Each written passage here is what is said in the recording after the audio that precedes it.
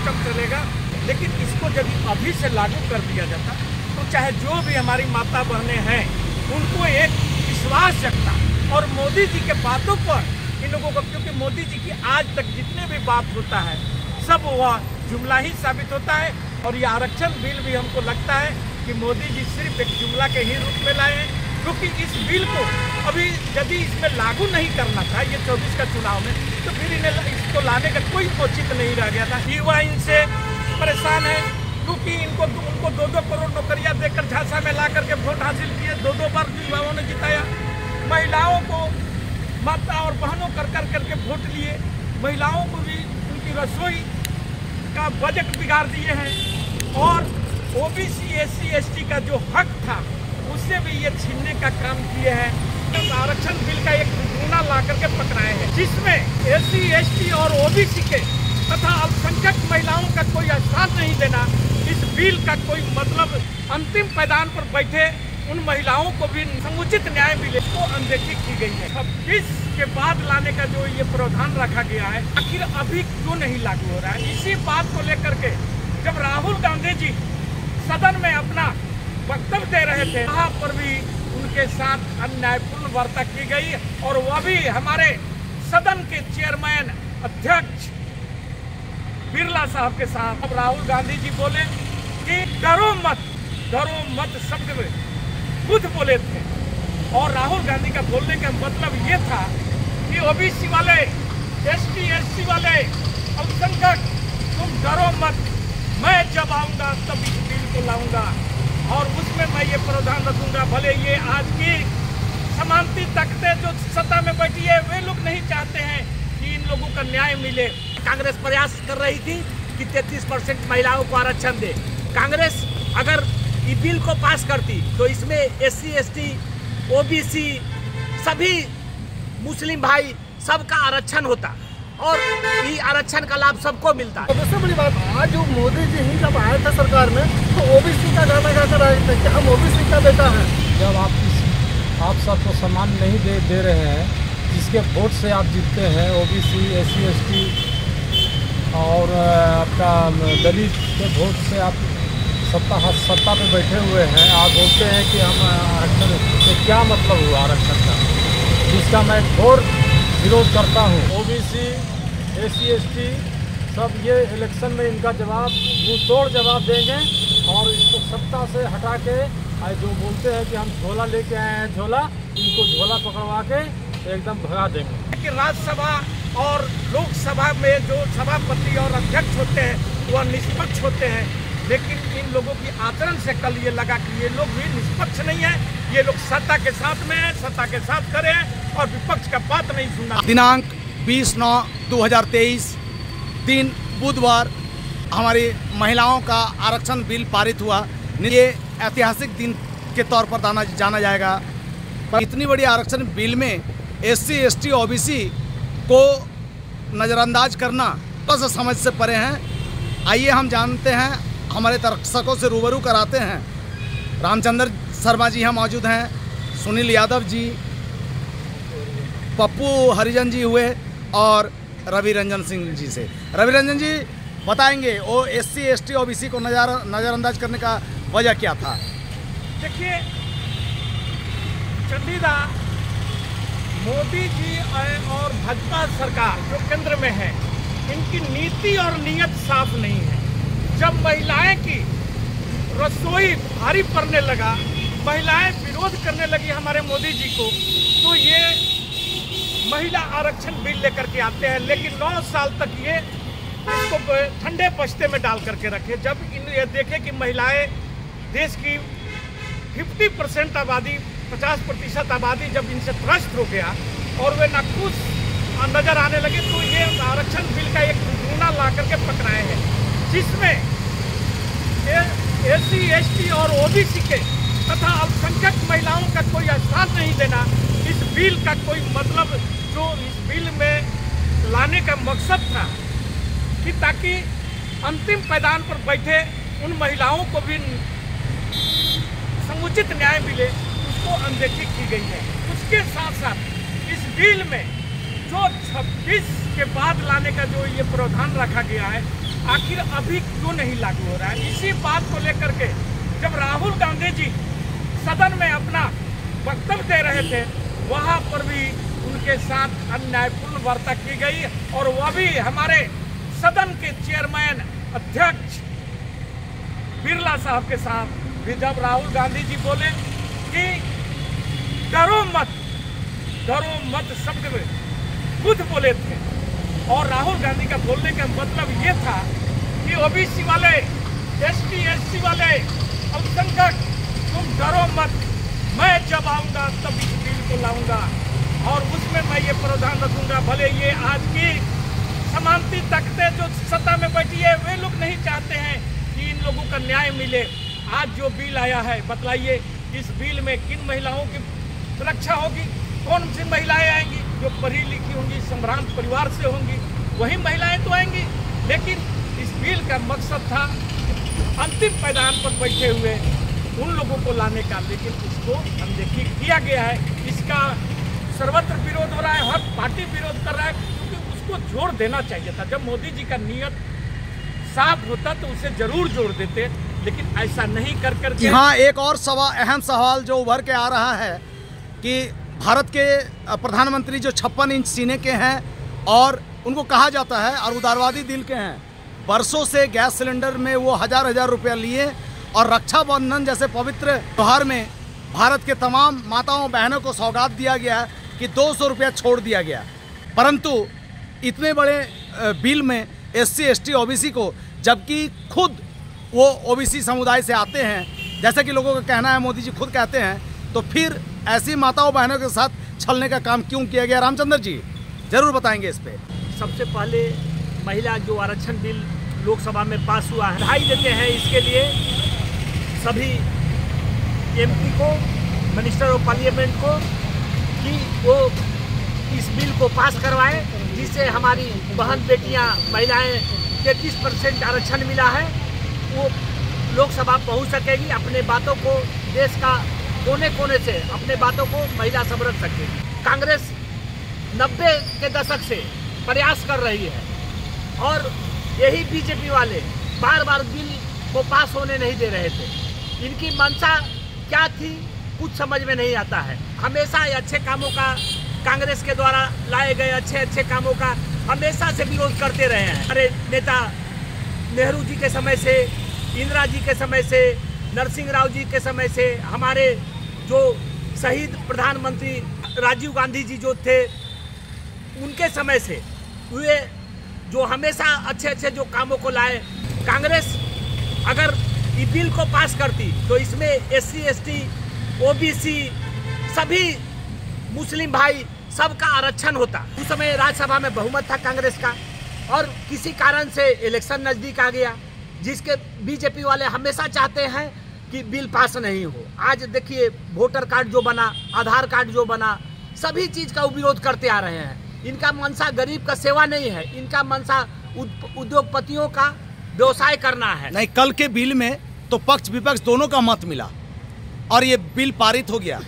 तो OBC SC ST को जब छला गया उस टाइम आपके विपक्ष में आप हैं, आपकी क्या भूमिका थी? नहीं, कांग्रेस पार्टी तो हमेशा चाहती है कि गरीब का साथ हो, OBC को न्याय मिले, SC ST को न्याय मिले। अभी भी कांग्रेस के हमारे राहुल जी बोले हैं, किसी को घबराने की बात नहीं है। ये बिल को हम लोग पूर्ण पहले 33% मिल जाए, हम लोग OBC और SC ST को इसमें न्याय मिलेगा, मुस्लिम भाई को न्याय मिलेगा। बहुत सुंदर, बहुत सुंदर। निश्चित तौर पर राहुल गांधी दूरदर्शी हैं, आगामी सोच उनका रहता है और बहुत स्वागत जब उनका सोच रहता है। निश्चित तौर पर आज भारत की महिला स्वावलंबी हो रही है। युवा नेता सुनील यादव जी से हम जानना चाहेंगे कि सुनील जी कृपया स्पष्ट करेंगे कि आज हमारी महिलाएं स्वावलंबी तो है ही, क्या कहेंगे आप?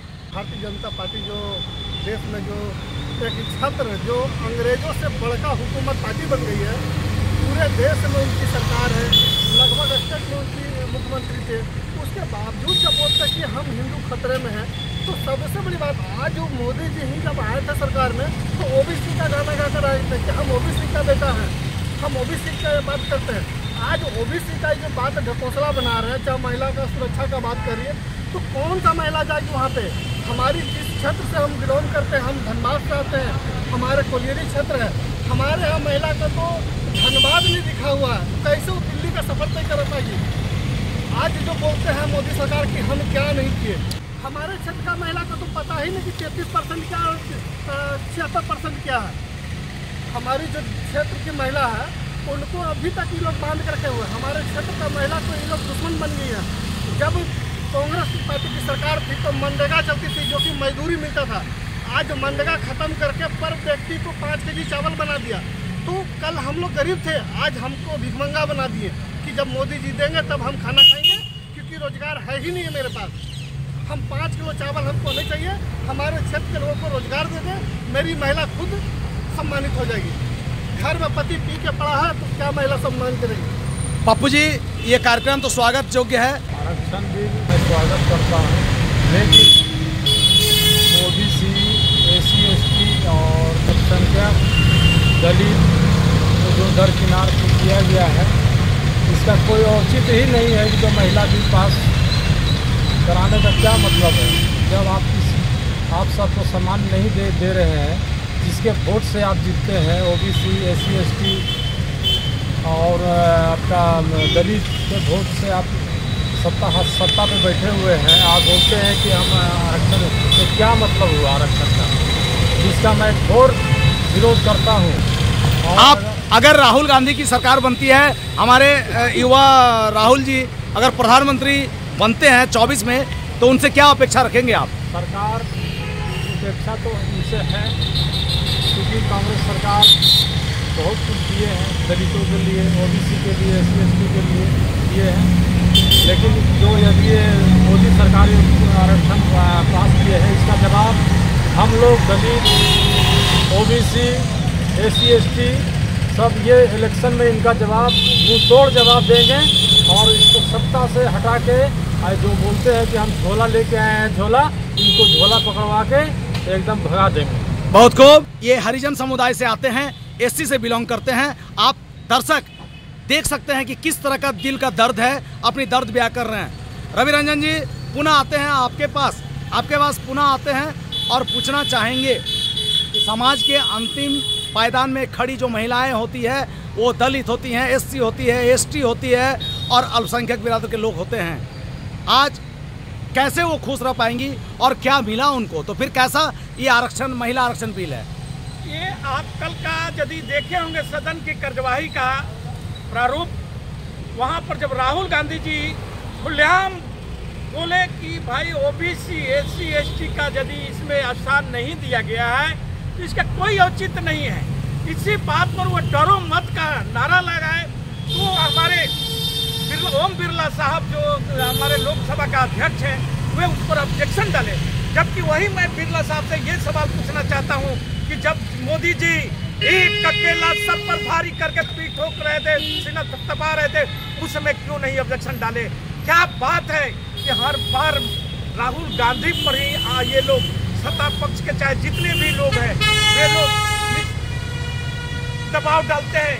हम लोग तो मानते थे कि राज्यसभा और लोकसभा में जो सभापति और अध्यक्ष होते हैं वह निष्पक्ष होते हैं, लेकिन इन लोगों की आचरण से कल ये लगा कि ये लोग भी निष्पक्ष नहीं है।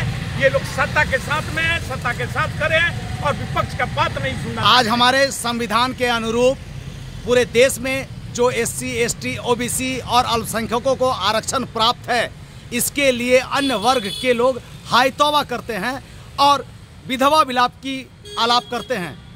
आज इस तरह का माने दोहरापन वाला बिल पे अन्य वर्ग क्यों आंचल फैलाए हुए बैठे हुए हैं? देखिए, इसी चीज को आम जन को समझना जरूरी है कि कांग्रेस आपको क्या क्या चीज दिया। कांग्रेस एससी एसटी का बिल भी लाया, आरक्षण भी दिया, और इस महिला आरक्षण बिल में अभी तक पूरा देश में आप देख लीजिए कि एससी और एसटी का आरक्षण है, लेकिन महिलाओं की भागीदारी उसमें सुनिश्चित नहीं की गई है। ये हम लोगों की मांग है। ओबीसी का तो कहीं पर भी कोई, हमारे 545 जो भी लोकसभा का सीट है उसमें कहीं कोई स्थान नहीं दिया गया, लेकिन एससी एसटी महिलाओं का भी कहीं पर भी सुरक्षित नहीं किया गया। जब तक इन लोगों का, ये तीनों समुदाय का, या आप अल्पसंख्यक के जोड़ लीजिए चारों समुदाय का, यदि उसमें भागीदारी सुनिश्चित नहीं की जाएगी तो अंतिम पायदान पर बैठे जो पिछड़े हुए लोग हैं, जो दलित हैं, जो जंगलों में रहने वाले हमारे आदिवासी बहनें हैं, माताएं हैं, उनको अधिकार कब मिलेगा, कैसे मिलेगा? बिल्कुल अहम सवाल यही है। लेकिन जो ये आरक्षण बिल आए हम लोग मान लेते हैं, हम लोग चाहते भी थे कि जो भी स्थिति में है, जैसा भी है, ये पास हो जाना चाहिए था। और राहुल गांधी कल ये बात का सुनिश्चित किए हैं कि यदि आप ये बात नहीं करेंगे तो मैं ये काम करूंगा। अब देखते हैं, लोकसभा का चुनाव है और हमारे देश के लोग कैसे इन सत्तासीनों को सत्ता से हटाते हैं, और उसके बाद यदि परिवर्तन होता है तो कांग्रेस इस पर जोरदार ढंग से इस बिल को बनाएगी। और हम लोग चाहते हैं कि ये बिल अभी से लागू हो जाए, जो 33% का है, क्योंकि इसमें रोटेशन सिस्टम है, 15 साल तक रोटेशन सिस्टम चलेगा। मान लीजिए जैसे धनबाद लोकसभा सीट आरक्षित किया जाएगा तो फिर अगले बार में नहीं किया जाएगा, फिर गिरिडीह को किया जाएगा, फिर उसके अगले साल में देवघर किया जाएगा, जो हमें सिस्टम बदला है। ये रोटेशन सिस्टम है, लेकिन इसको यदि अभी से लागू कर दिया जाता तो चाहे जो भी हमारी माता बहनें हैं उनको एक विश्वास जगता। और मोदी जी के बातों पर इन लोगों को, क्योंकि मोदी जी की आज तक जितने भी बात होता है सब वह जुमला ही साबित होता है। और ये आरक्षण बिल भी हमको लगता है कि मोदी जी सिर्फ एक जुमला के ही रूप में लाए हैं, क्योंकि इस बिल को अभी यदि इसमें लागू नहीं करना था ये 24 का चुनाव में, तो फिर इन्हें इसको लाने का कोई औचित्य नहीं रह गया था। लेकिन मोदी जी इतना ना इंडिया से घबराए हुए हैं कि वे अनर्गल सोच बना लेते हैं और सोचते हैं कि नहीं, ऐसे पब्लिक हमारे साथ नहीं है तो इस ढंग से हमारे साथ पब्लिक का आ जाएगा। लेकिन ये नहीं सोच रहे हैं कि आप 9 साल में जनता को दिए क्या, आप दिए नहीं हैं तो जनता आपसे अपने क्षेत्रों में आप लोगों के जो भी नेता हैं जाएंगे, उन्हें लोग दौड़ाएंगे, पूछेंगे कि भैया आपको मैं तो 9 साल समय दिया, आप मेरे लिए क्या किया। आज इनकी 4 कमजोरियां को जान लीजिए। पहले सबसे पहले युवा इनसे परेशान है, क्योंकि उनको 2-2 करोड़ नौकरियां देकर झांसा में ला करके वोट हासिल किए, 2-2 बार युवाओं ने जिताया। महिलाओं को माता और बहनों कर करके वोट लिए, महिलाओं को भी उनकी रसोई का बजट बिगाड़ दिए हैं। और ओबीसी SC ST का जो हक था उससे भी ये छीनने का काम किए हैं। इससे ये लोग, ये तबका भी नाराज है, अल्पसंख्यक तो पहले से नाराज है ही। लेकिन मोदी जी को अभी भी लगता है, क्योंकि वह जो विकास का बात बोल रहे हैं, पहले 22 में सबके छत दे रहे थे, सबको घर दे रहे थे, अब बोलते हैं कि भारत 47 में पूर्ण विकसित हो जाएगा। यानी मोदी जी चाहते हैं कि मैं तीसरा बार भी आऊँ, चौथा बार भी आऊँ, मतलब आजीवन प्रधानमंत्री बनने का उनका एक ढोंग जो रचते रहते हैं, ये सर्वविदित हो चुका है, जनता जान चुका है। और मोदी जी का अब निकट समय में जाने का, चलिए रवि रंजन जी, जनता जान चुकी है, जनता जाग चुकी है। आज इस चैनल के माध्यम से आप चारों के बातों को हमारे दर्शक बहुत गंभीरता से देखेंगे और गंभीरता से समझेंगे। साफ शब्दों में हमारे दर्शक या आपके वक्तव्य बताता है कि ये बिल स्वागत योग्य तो है ही, परंतु ये 2024 का लॉलीपॉप है जो भारत की जनता किसी कतई बर्दाश्त नहीं करेगी और पुनः इसका बिल को निर्धारण करने की बात कहेगी। धन्यवाद।